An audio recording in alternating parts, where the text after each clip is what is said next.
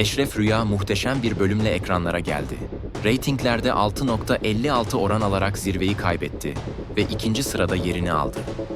Yeni bölümde şaşırtan gelişmeler var. Sahte rüyayı anlayan Eşref'in planı ne?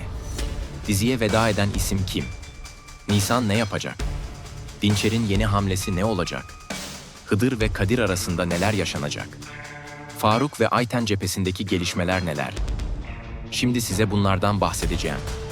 Videoya geçmeden Eşref Rüya'yı severek izleyenler videoyu beğensin ki sayımızı bilelim. Hadi videoma geçelim. Öncelikle aksiyonlu bir bölüm izledik. Özellikle son sahne herkesi heyecanlandırdı. İlk olarak Eşref'ten başlayalım. Eşref yıllardır Rüya'yı aradı ve Dinçer'in yani Fırat Koral'ın oyunuyla Rüya'ya sonunda ulaştı.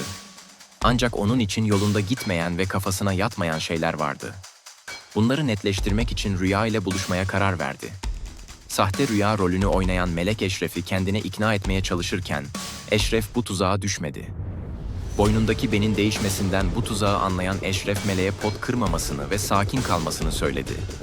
"Beni seni buraya gönderene götüreceksin" diyerek herkesi şaşırtan bir sahneye imza atarak ters köşe yaptı. Öte yandan Rüya ile Eşref'in bir araya gelmesini istemeyen Nisan maalesef buna engel olamadı. Eşref ve Rüya'nın buluştuğu mekanda onları el ele gördü ve resmen yıkıldı. Şahsen ben Rüya konusunun bu kadar uzamasından dolayı reytinglerin düşüşe geçtiğini düşünen taraftayım. Bütün işaretler Rüya'nın Nisan olduğunu gösterirken senaristlerimizin sakız gibi uzatmaları bizleri memnun etmedi. Nisan da Eşref'e olan inancını bu sahneyle kaybetmiş oldu.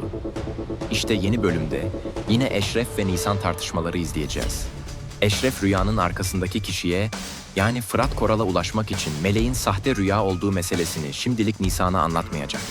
Yeni bölümde Eşref sahte Rüya'ya inanmış gibi yapıp Fırat Koral'a ulaşmaya çalışacak. Fırat Koral ise yeni planını devreye sokacak. Çiğdem ile yaptığı konuşmada Nisan'ın muhbirliğini ortaya çıkarmasını söyledi. İşte bu senaryo dizinin gidişatını değiştirecek. Son hamlesini oynayan Fırat Koral savcı ile Nisan'ın buluşma görüntülerini Eşref'e gönderecek. Gördükleri karşısında şok olan ve inanmak istemeyen Eşref yıkılacak. Nisan'ın böyle bir şey yapmasına şok olan Eşref, Nisan'dan yeni bölümde hesap soracak. Ancak merak etmeyin, Nisan artık her şeyi Eşref'e anlatmaya başlayacak. Fırat Koral'ın aslında Dinçer olduğunu kanıtlamak için savcı ile işbirliği yaptığını ve geçmişte neler yaşadığını Eşref'e söyleyecek. İşte Nisan'ın bu itirafları Fırat Koral'ın sonunu getirecek. Fırat Koral yani Dinçer ile Eşref'in yeni bölümlerde büyük bir yüzleşmesi olacak. Bu hesaplaşmada Fırat Koral karakterini canlandıran Taner Rumeli ölerek diziye veda edecek. Böylelikle Dinçer'in konusu sonunda kapanacak. Gelelim Kadir ve Hıdır arasında neler olacağına. İhtiyarın Hıdır'ı öldür talimatını alan Kadir babasına kıyamadı.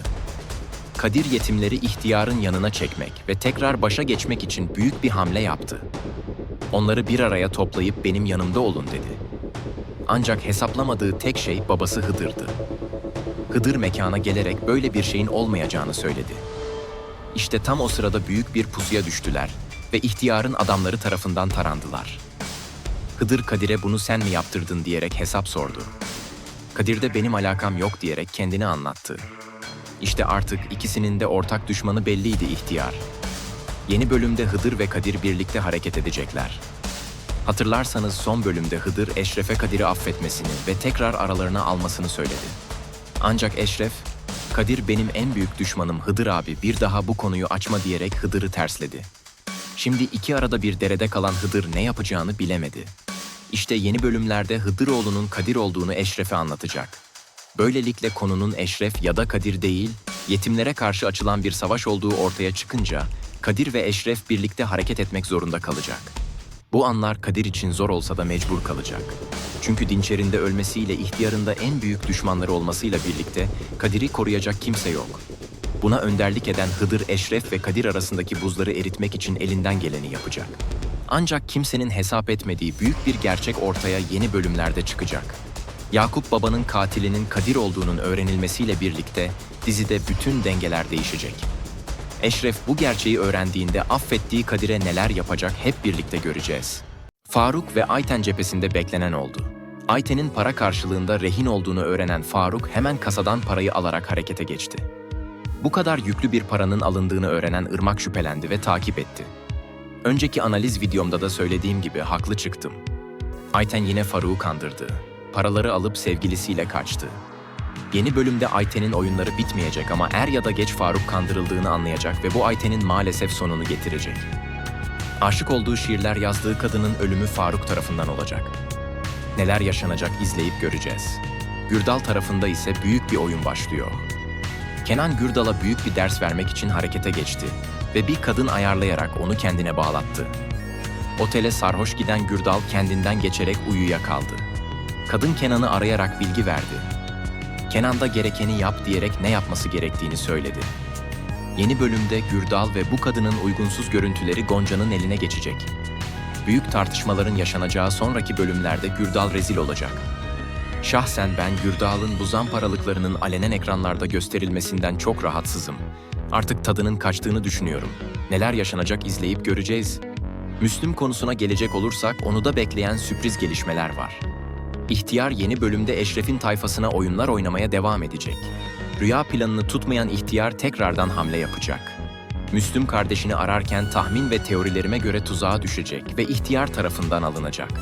Aksiyon ve heyecan dolu bir bölüm bizleri bekliyor olacak.